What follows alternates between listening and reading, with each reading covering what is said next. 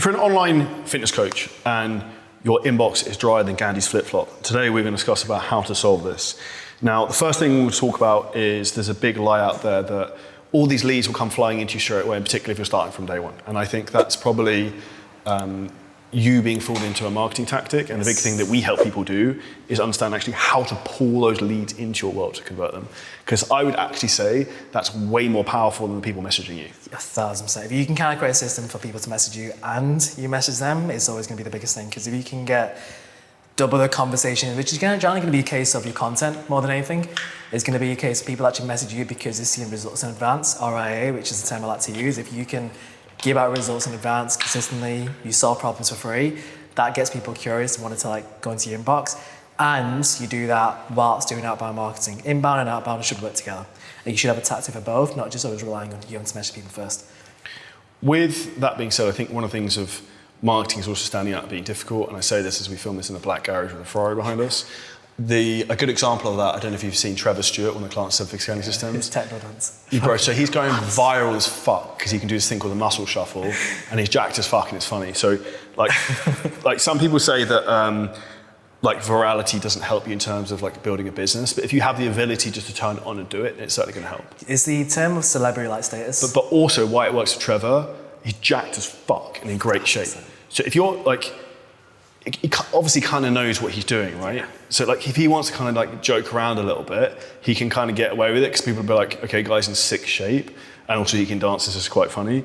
So I think that's also a different aspect from a marketing standpoint that people need to understand, that that's actually giving him the ability to scale his business quickly because he now is employing all these DM strategies outbound. Now, if we talk about outbound strategies, say for someone like Trevor, what do you think would be the best 3 that someone could use?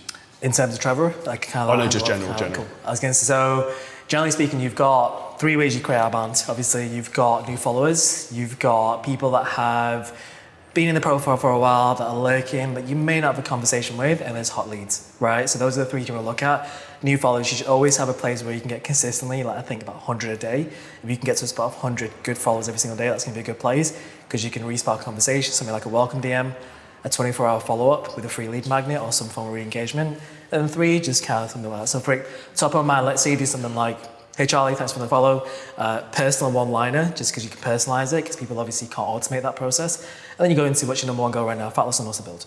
Then if they reply, good, you carry over. If not, you say, hey, so sorry, I forgot to send this the other day. I always send my new followers a resource, so thank you for following my page. Right now I've got my fat loss ebook and my shred guide, which one would you like? Then you kind of then retarget them. The beauty of that second follow-up is that, let's say you have the first conversation anyways, and it dies, 24 hours later to re-engage, you can still send that same message again. So you can send it if they don't reply, you can send it if they reply anyways. Then third one, if they don't reply again, hey, I've got the links here, would you like either? Then that's you've already set that follow-up up. And then let's say that second one here is a lead magnet. If you want to have a funnel where it goes to an email list, you can. If not, you can send them a Google Drive. But that's you getting into a conversation. Do you want to go to the second one? The second one I'd say in terms of doing IG, story inbound CTAs, if you that's good. Yeah. ask more girls out on dates, you get more dates, right? I don't know, that's what I thought came in my head. So if you throw more social proof into the ecosystem with CTAs, more people will message you. Yeah. Because what will happen is people will see results of someone like them and they're like, oh, it's hard to help this person, they're just like me. I'm going to message him. So the more asks you get, the more money you make. And this is where I think one of the things, not enough coaches share enough social proof consistently. And I really built our fitness business off hammering consistent before and after photos. So I know that the game for you to scale a business forever is if you can get 1 client to bring in 2 clients by referrals or even just marketing a testimonial, you will fucking crush. And that's the best way to scale. And that's why so many people don't actually understand that if you can do that and use consistent CTAs with that, it rips. So the framework I would recommend people use is on Sundays, they do one very direct CTA. I'm looking for 5 guys who want to get shredded before summer 2025, whatever it might be. And then on Wednesday, I'll do a 1-story post with just a lead magnet. And the reason I would do just a 1-story approach, nothing else, is to max story views. That completely is, because nowadays, obviously, everyone's complaining about story views low, but it's your story views are low because you're not doing the right thing. And if you can do something like that, which you can obviously call the hoodie trap method, it crushes. Another hack to get more story views and also get the right people to view your stories is to tag locations. So for example, if you are a fitness trainer and you want to target, and you live in New York, and you want to target wealthy people in New York who are into fitness, I would put location Equinox Gym, because Equinox Gym is very expensive. So the type of person who's going to go there is going to have money to be able to pay for a high-ticket coaching program. And that's where you're going to pull in story viewers from different areas of the ecosystem who don't even follow you, who are cold. I think even on top of that, having things that are interesting to watch, like ideally, it's like your stories are you doing another workout, showing another pre-workout meal, and sometimes they're even showing you just like black text on the screen.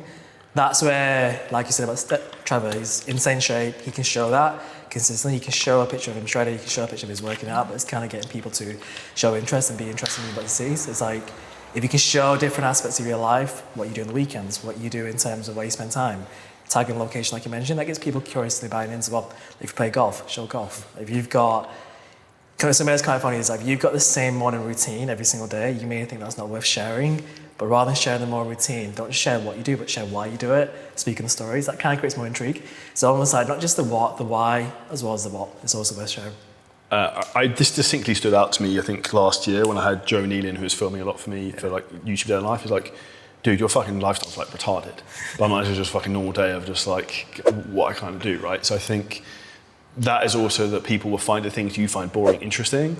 So people would probably find it interesting that I get up and then I do fucking red light therapy, and then I, at the moment, will do like some journaling thing, and then I go for a walk for an hour, and then I lock myself in a room with headphones and noise cancelling headphones on for 4 hours straight with a timer. Like, people will think that's kind of interesting, and I think that's where you need to tell your unique story. If you're looking about obviously trying to drive as many inbound DMs as possible now, what would you say the 2 to 3 most important things that someone needs to do to set up their Instagram profile? So first thing you want to do is make sure it's so simple, but like, don't brand your username. It's like people have like something fit, and it's like nobody knows who that person is. They know the person behind it. So change your name to make it searchable. Profile pictures should be bright, colourful, intriguing, and kind of represent your brand personality. So if it's a bit more serious, direct, you can show that. If it's a bit more like inviting for everyday people, show that. Like, I think people often have to have like, and you may see this often, it's like, you know, bodybuilders taking pictures of themselves post-workout, and they have that as icon pictures. Like, nobody's going to create intrigue unless it's a bodybuilding client, if that's your niche. So almost like making sure it's quite aspirational. DM keyword in the bio, so like, I help X person do Y thing, use unique mechanism, DM keyword to get involved. The DM word is like, have a thing called a container word. A container word says exactly what it does in the tin. So if it's like hairdresser, you say makeover. If it's a coach that sells shred, say shred. If it's lean, say lean. If it's fat loss or weight loss, say weight loss, right? Then almost going from that, in terms of your social media, like you mentioned earlier, always have a call to action at the end. Quick interjection. 90% of fitness coaches never actually scale their business and get the time freedom, location freedom, and financial freedom they want. Not because they're not good coaches, but because they're missing the systematic approach to scaling their business. And I've been there. I was trapped in a job working 60 hours a week, making £3,000 a month, trading time for money, like everyone else. Now today, our 7-figure scaling system program has helped over 500 coaches scale their business systematically. Hitting the first 5K a month, 10K a month, 50K a month, 100, 200, 300K a month. The difference, we actually help you by plugging in and playing the exact systems we use in our own fitness business to help you get the exact same results. So if you want to get out of being in that feast and famine cycle with your business and with your mindset, we're offering free strategy calls. We'll actually audit your entire business. If you want us to walk through exactly what the bottlenecks are, where you're stuck, and how you can fix them, hit the link below the podcast. You can book in the call, and we'll help you take your business to the next level if we think you're a good fit. Either way, we'll just give you a ton of value. Now back to the podcast. You don't have content and call to actions all the time, because if it's always DM for coaching, DM for coaching, DM for coaching, the more you use it, the less power it has. So you're almost going to be strategic. Use it when you need to use it, with kind of like a place where you can actually kind of really want to demand clients to reach out. A call to action could be in a case of like, follow me for fat loss content. So it really depends what you're optimizing, but DM keywords, DM your social proof, and anytime you're really trying to sell, do that. Otherwise, use a call to action. That's going to be a follow, save, like, etc. With that, what do you say? I think the biggest thing that people need to optimize from their Instagram profile is being the attractive character people want. Yeah. So you need to show some personality, you need to show some personal stuff. So one of the carousels has to be something to personalize. a good example is you go check out my Instagram profile. I have one which is like, let me reintroduce myself. That's good. Shows me, it's like a selfie, so it's very personal. I'm on top of a fucking camel. But it shows that I would, like when I left my job as a estate agent, showed that I was a ski instructor, showed I failed as a personal trainer at the first Pure Gym group in Guildford in 2008. Shows all this stuff about my backstory that people wouldn't know, that would find relatable. And I think this is the key thing that people need to kind of really understand, is that people buy from people, and the more you put your own unique story and selling points out there, the more people are going to buy into you. And this is how you separate yourself from the crowd of everyone out there who's doing the same vanilla kind of generic shit. Yeah, it's kind of like the hero journey, right? It's showing that as a pin post, like one post, an introduction about your journey to where you were to where you are now. I think you told me this a while back, is like draw a big letter V in a piece of paper, and it's like, what were you previously? What was the lowest point in your life? Where are you now? Starting here, going to the bottom, going to the top. And you can obviously like think of all the things that brought you to your lowest, all the things that brought you to your highest, and almost use that as a storytelling mechanism. It's called the hero's journey, and that's essentially what people are looking for. They're looking for a hero who's walked the path that they want to walk. And it sounds a weird thing to say, but it's almost kind of like the way I've tried to thought about my life, is how can I try and do things that no one else has done before. I kind of like blaze a path so then other people can follow me, and I'll try and like run through the wall so other people don't. And that's kind of how you want to think about for your audience, is your job is to try and solve the problems that they don't even know are coming yet and be ahead of the curve so you can help your people. There's a really interesting thing, I'm not sure you said it, it's like from a copywriting perspective, it's like people will move mountains for the person that slays the biggest dragons. And it's like people will often make whatever they have to make work to work with you if you slay their biggest beliefs and you show that it's possible, right? So whether it's business, whether it's fitness, like show that you've done the thing and you've broken the biggest obstacle in their lives and you've achieved that, because people want to essentially queue in a line to work with you. The biggest dragon everyone needs to slay is fear, and the fear that they're not good enough. And I understand that from someone who proverbially procrastinated leaving his full-time job for way too long. I kind of pussied out on that, and I left 25th of February 2019. And the biggest thing that people need to understand is the risk is not taking a risk, because the reality is if I failed and I went back to being, and it didn't work, I'd be just an estate agent, the same position I was before. If you're a personal trainer right now and you want to scale online and you're afraid of leaving your job, well, if it doesn't work, you just go back to exactly where you are. So you're back to square one. That's the biggest thing, right? It's kind of like almost fear of failure. Is that the biggest thing? So if you fail, you're still alive, you won't die, in a sense, and that's the best part. I remember leaving my full-time job, it was almost 6 years ago. I've actually got an email, kind of like they realised I've got another job and I was personal coaching online, and oh, you can't have two jobs. And it's like, here we go.